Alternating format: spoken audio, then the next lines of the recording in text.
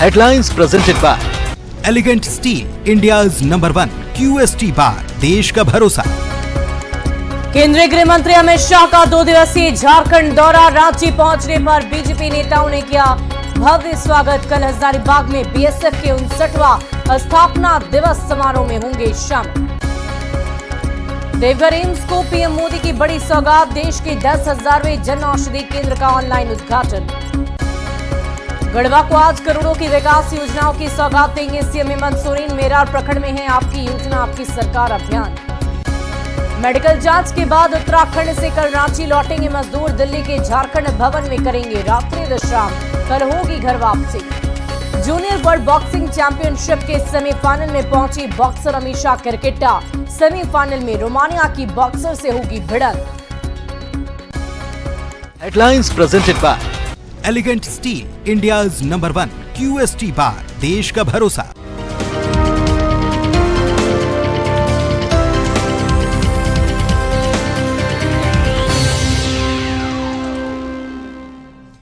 नमस्कार, जौहर झारखंड देख रहे हैं आप। मैं हूं शुभम मिश्रा आपके साथ। चलिए करते हैं खबरों की शुरुआत। पहली खबर हजारीबाग से, जहां बीएसएफ कैंप मेरू में शुक्रवार को बीएसएफ का 59वां स्थापना दिवस मनाया जाएगा। स्थापना दिवस समारोह के मुख्य अतिथि के रूप में केंद्रीय गृह मंत्री अमित शाह शामिल होंगे।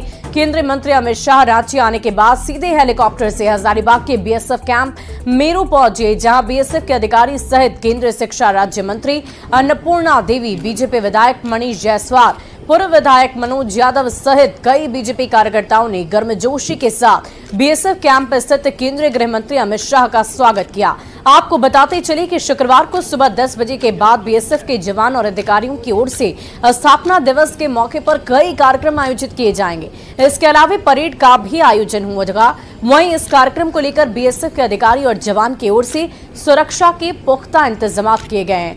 तस्वीरें हम आपको दिखाएंगे और देखिए रांची की ये तस्वीरें हम आपको दिखा रहे हैं, जहां केंद्रीय गृह मंत्री अमित शाह का जोरदार स्वागत किया गया है। कल ये खास कार्यक्रम रखा गया है और इस खास कार्यक्रम में शिरकत करने के लिए खुद गृह मंत्री अमित शाह राजधानी रांची पहुंचे, जहां पूरी गर्मजोशी के साथ उनका स्वागत हुआ है। देखिए पुष्प गुच्छ देकर उनका जोरदार स्वागत हुआ और कल इस कार्यक्रम में शिरकत करने के लिए केंद्रीय गृह मंत्री अमित शाह वहां पर पहुंचे हैं, जिसके लिए सुरक्षा के पुख्ता इंतजाम किए गए हैं। अधिकारी और जवानों की तैनाती की गई है। बीएसएफ के अधिकारी और जवान वहां पर तैनात रहेंगे और साथ ही साथ आपको बताएं कि यहां पर परेड का भी आयोजन होगा। इस परेड में खुद गृह मंत्री भी शामिल होंगे। स्थापना दिवस के मौके पर कई तरह के कार्यक्रम आयोजित होने और इसी के मद्देनजर आज अमित शाह राजधानी रांची पहुंचे। बढ़ते हैं अगली खबर की ओर।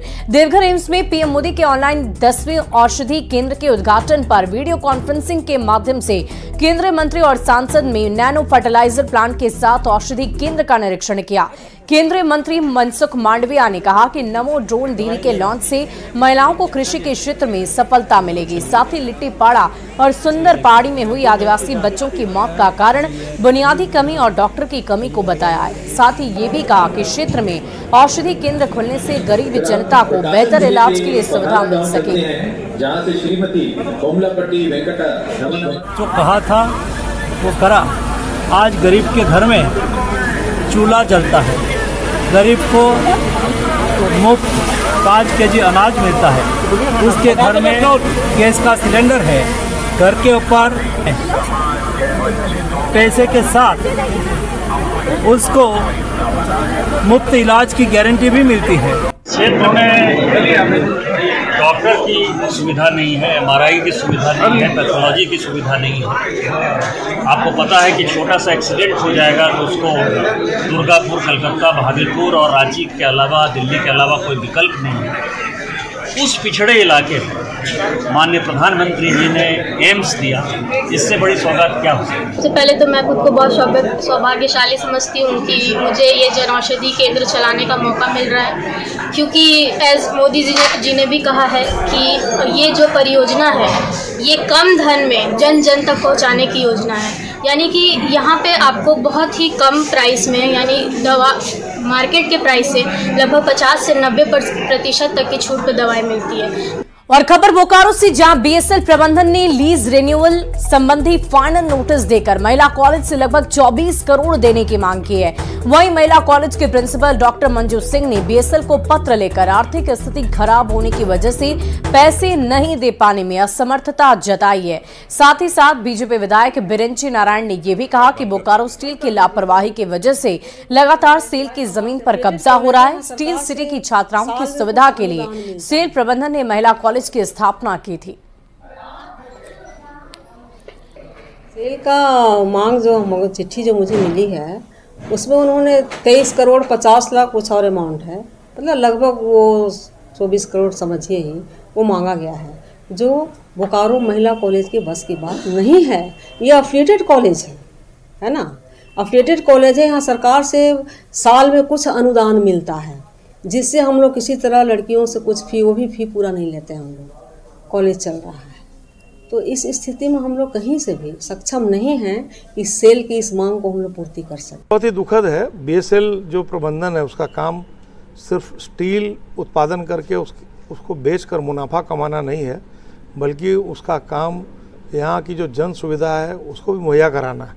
अब हजारों एकड़ ज़मीन आपका कब्जा हो जा रहा है, लोग कब्जा कर ले रहे हैं, लेकिन जिसको आपने अलॉट किया है, यहाँ की जो बेटियाँ हैं, हमारी जो बहनें हैं, उनको पढ़ाने के लिए अब आप उनको नोटिस पे नोटिस दे रहे हैं और कह रहे हैं 21 करोड़ रुपया जमा करो।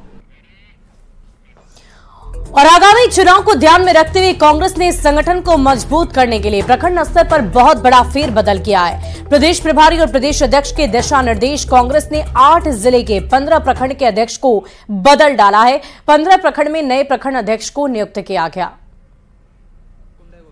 लगातार संगठन जो है, संगठन सशक्तिकरण अभियान राज्य में चला रही है और जिला अध्यक्षों के द्वारा, कार्यकारी अध्यक्षों के द्वारा और जिला प्रभारियों के द्वारा ये कई बार ये मामले संज्ञान में आए हैं कि कुछ प्रखंड अध्यक्ष निष्क्रिय हो गए हैं, जो संगठन सशक्तिकरण अभियान में अपना योगदान नहीं दिए हैं या न दे पा रहे हैं।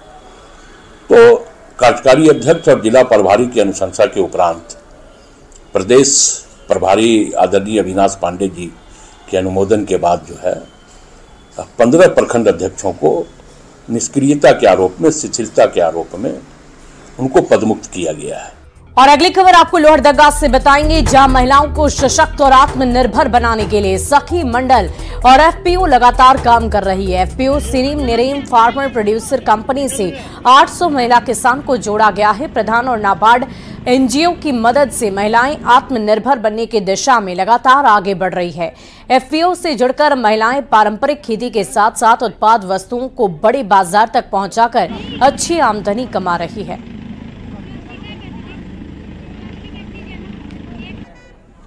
योजना है कि 10,000 एफपीओ बनाना है, उसके अंतर्गत ये एफपीओ बनाया गया है, जिसको नाबार्ड और प्रधान का सपोर्ट मिला हुआ है। उसके तहत ये अभी एफपीओ चला रहा है, जिसमें कि किसानों को, जो महिला किसान हैं, उनको सामूहिक रूप से खेती करा के उनका आय को कैसे हम लोग बढ़ा सकें, और जो हमारी महिला किसान है वो बस खेती तक निर्भर ना रहे, इसके आगे जाके, ताकि वो जैसे अभी देख रहे हैं आपकी हल्दी वो बना रही है, कुछ दीदी ऑर्गेनिक अभी स्ट्रॉबेरी कर रही हैं, कुछ दीदी मड़ुआ का आटा बना रही है, ताकि वो अपना जो आय है थोड़ा सा और उनको बढ़ा सके। जी, हल्दी का किया जाता है, स्ट्रॉबेरी का किया जाता है, पेपर प्लेट बनाया जाता है।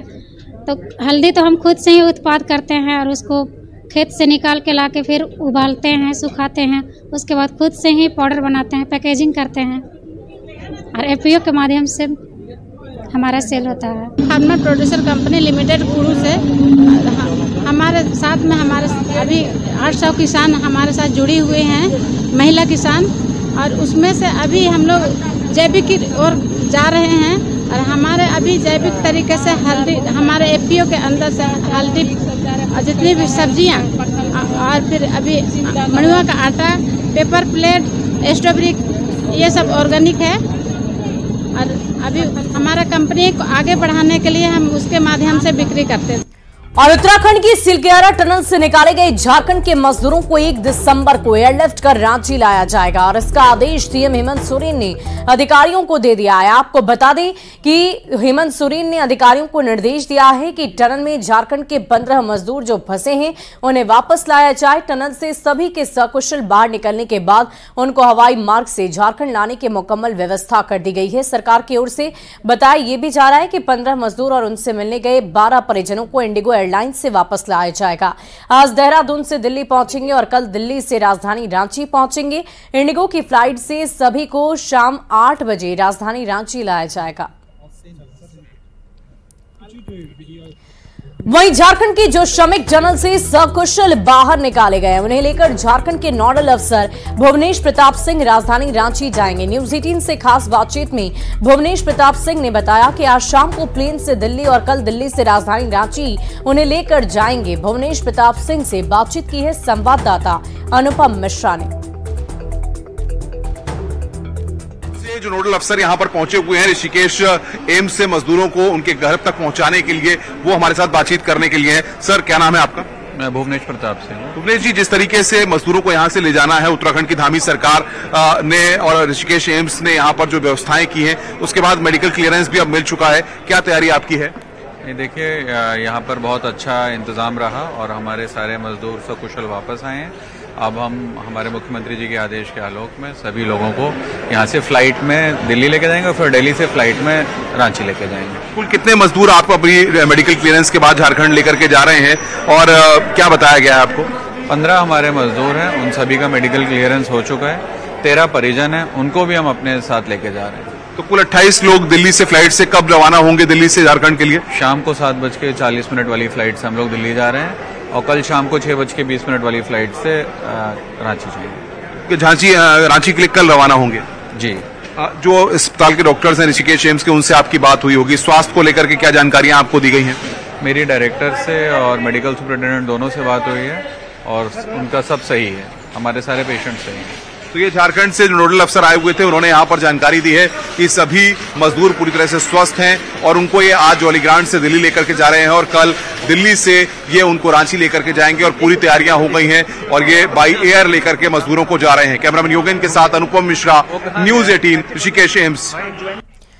और अगली खबर पूर्वी सिंहभूम से, जहां उत्तरकाशी के सुरंग हादसे से निकले मजदूर भोक्तू मुर्मू के पिता बासित मुर्मू की मौत हो गई है। एक तरफ जहां बेटे की सुरंग से सुरक्षित निकलने का पूरा देश जश्न मना रहा है, तो दूसरी ओर खबर सुनने से पहले ही भोक्तू मुर्मू के पिता की मौत हो गई। सुरंग में फंसे बेटे की सलामती की चिंता में बासित मुर्मू काफी परेशान थे। दरअसल डुमरिया प्रखंड का बहीदा गांव पहाड़ी इलाके में और ऐसे में यहां पर मोबाइल नेटवर्क नहीं होने से उन्हें बेटे के बारे में किसी तरह की कोई खबर नहीं मिल पा रही थी। कर रहे हैं डुमरिया प्रखंड के सबसे बिहड़ इलाके बाहेदा गांव की जो पहाड़ी इलाका है और यह गांव ऐसा है जहां नेटवर्क नहीं है, किसी तरह का मोबाइल भी। भोक्तू मुर्मू जो उत्तराखंड के उत्तरकाशी के सुरंग में फंसे हुए थे, भोक्तू मुर्मू के घर पे किसी तरह का कोई मोबाइल नहीं है। पहाड़ी इलाका होने के कारण इनके माता पिता जो चिंतित थे और उसी चिंता में उनके पिता की देहांत हो गई है। घर पे दुखों का पहाड़ टूट पड़ा है, जहां चारों ओर बेटे की सुरंग से निकलने की खुशी में लोग खुशियां मना रहे हैं, वहीं यह परिवार जो है अभी इस वक्त इनके ऊपर में दुखों का पहाड़ टूट पड़ा है। आप देख सकते हैं कि यह भोक्तू मुर्मू का भाई है, जो अपने बड़े भाई जो उत्तराखंड में फंसे हुए थे, उनकी तस्वीर दिखा रहा है। तो आए मैंने सब कुछ मैंने हो गया, सब कुछ मैंने ठीक ही था। तो सुबह तो बोला जमाए, मेरा मैंने मामा ससुराल है, तो बोले जमाए ठीक है कल का आ जाओ। तो हम आए थे, लेकिन आधा दूर से हम निकल गया। तो उसके बाद हम लोगों ने सुना कि मैंने ऐसे में आपका मामा ससुराल का हो गया।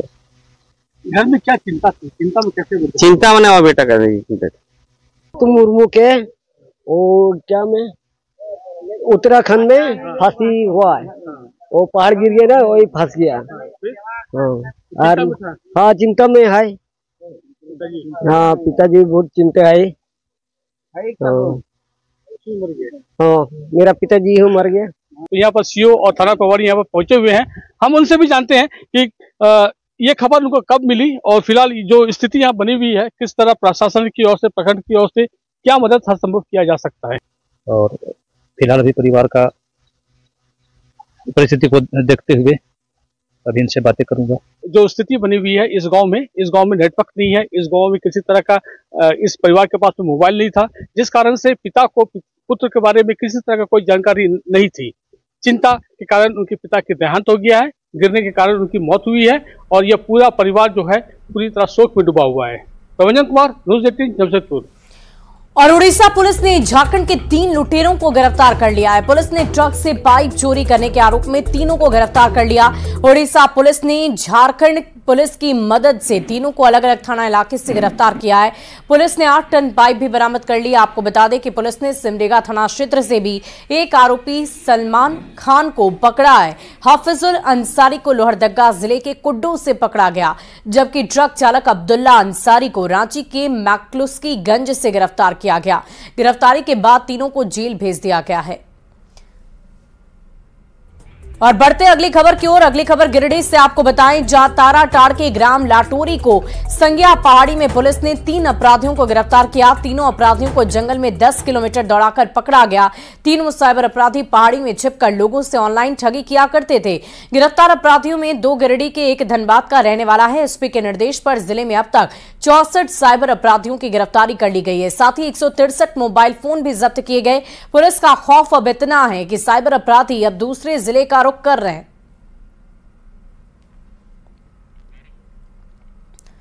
बढ़ते अगली खबर की ओर। झारखंड हाईकोर्ट के चीफ जस्टिस संजय कुमार मिश्रा ने संथाल परगना के 2 जिले दुमका और पाकुड़ के लिए हाईकोर्ट के वर्चुअल प्लेटफॉर्म की रांची से ऑनलाइन शुरुआत कर दी है। इस मौके पर दुमका कोर्ट के ई सेवा केंद्र में प्रधान जिला एवं सत्र न्यायाधीश प्रदीप, एसपी श्रीवास्तव सहित कई अधिकारी वहां पर मौजूद रहे। वर्चुअल प्लेटफॉर्म पर हाईकोर्ट से संबंधित वैसे सभी मुकदमे जो इस जिले के हैं उसकी सुनवाई ई सेवा केंद्र के वर्चुअल प्लेटफॉर्म से होगी। इंडिया के वर्डिक्ट पर यह कार्य शुरू हुआ है और यह जो है आपको वर्चुअल कोर्ट अब हर डिस्ट्रिक्ट में जो उद्घाटन हो रहा है उसमें किया जाएगा। और इसमें सबसे मेन चीज़ है कि केस के डिस्पोजल को बढ़ाना है, इसीलिए आज इसका विधिवत उद्घाटन हुआ है।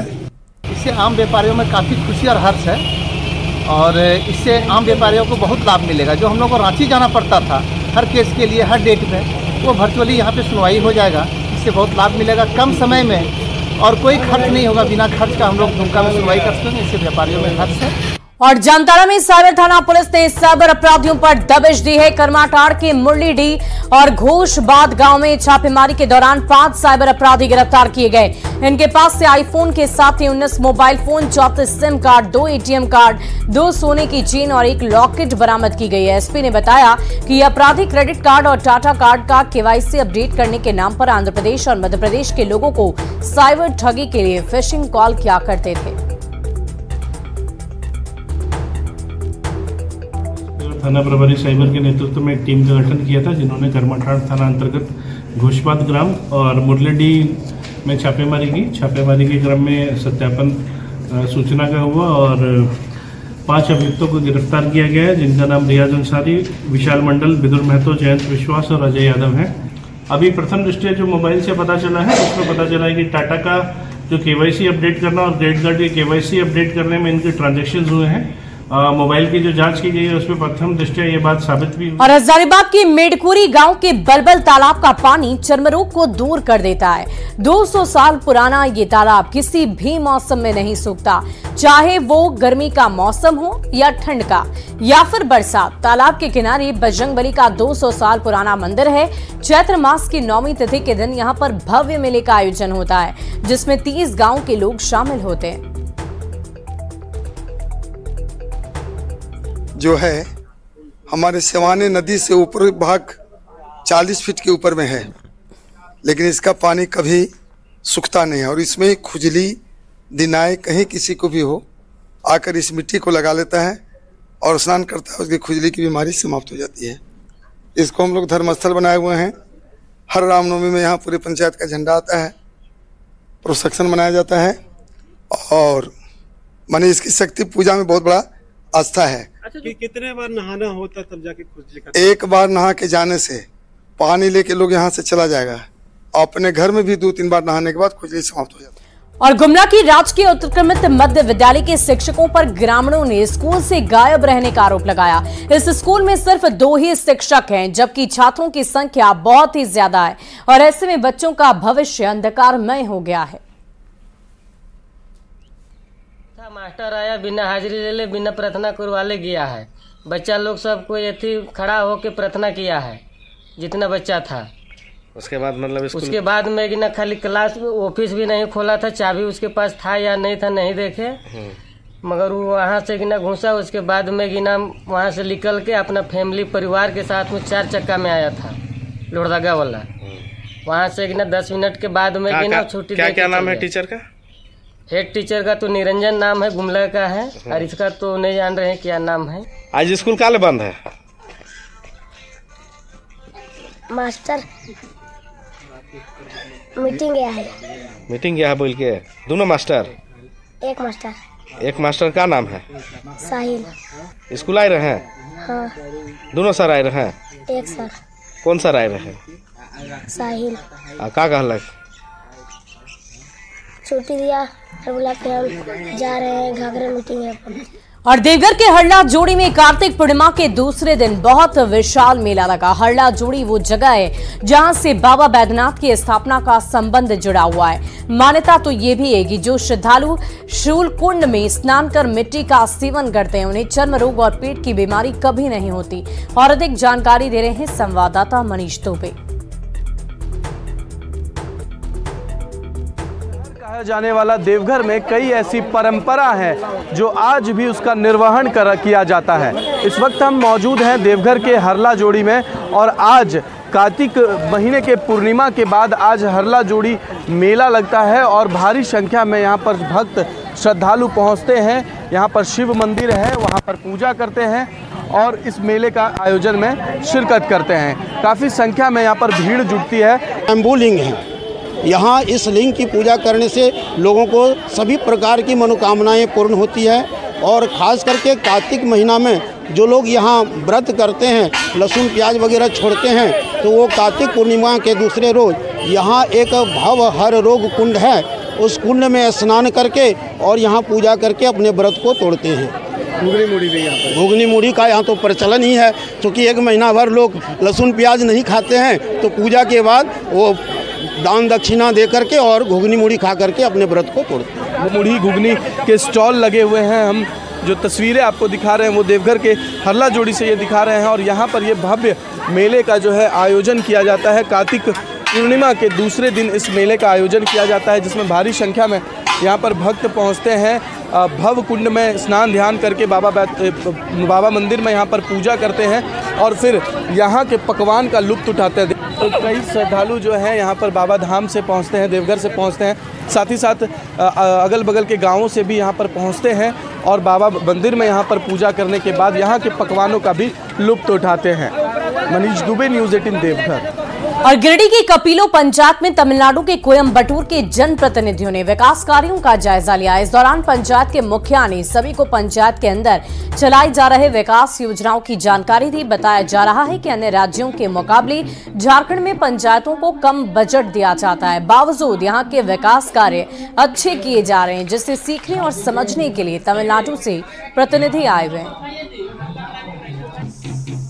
कोयम्बटूर से जनप्रतिनिधि हैं जो कि जानना चाह रहे थे कि झारखंड कम बजट, चूँकि यहाँ कंपेयर अगर करें दूसरे राज्यों से तो बहुत कम बजट होता है, उसमें किस तरह से पंचायत फंक्शन करती है और कौन कौन से बेहतर कार्य यहाँ पे किए जा रहे हैं, उसको समझने के लिए तमिलनाडु के कोयम्बटूर से जनप्रतिनिधियों का एक प्रतिनिधिमंडल यहाँ पे आया हुआ था जानकारी लेने के लिए कि किस तरह से काम करें।